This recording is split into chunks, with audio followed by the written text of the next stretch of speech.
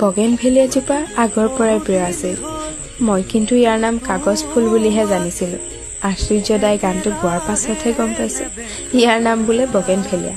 সঁচাকৈ নামটোৰ লগতে গছজোপা দেখিলে কিবা এটা মনটো বৰ ভাল লাগেও।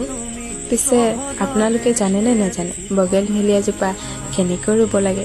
বলকচোন আজি কেনেকৈ ৰুৱে তাকেই চাওঁ। নমস্কাৰ দেই, মই পৰিস্মিতা। বগেনভেলিয়া জোপা ৰুবলৈ হ'লে প্ৰথমতে এটা ডাল লাগিব। সেইটো আপোনালোকে খুজি আনে বা চুৰ কৰি আনে, আপোনালোকৰ নিজৰ কথা। ডালটোৰ পৰা এনেকৈ পাতবোৰ আঁতৰাই ল'ব। তাৰপিছত ডালটো টুকুৰা টুকুৰকৈ কাটি ল'ব। মই পিছে কাটিব নোৱাৰিলোঁ, সেইকাৰণে ভাঙিয়ে ল'লোঁ। তাৰপিছত এটা টাবত গুড়ি মাটি ল'ব। গুড়ি মাটিখিনিত বগেনভেলিয়াৰ ডালকেইটা ৰুই দিব। তাৰপিছত অলপমান পানী দি এটা পলিথিনেৰে বান্ধি দিব যাতে হাৱা সোমাব নোৱাৰে। 15-20 দিনমানৰ পাছত আপোনালোকৰ বগেনভেলিয়াৰ পাত ওলাব।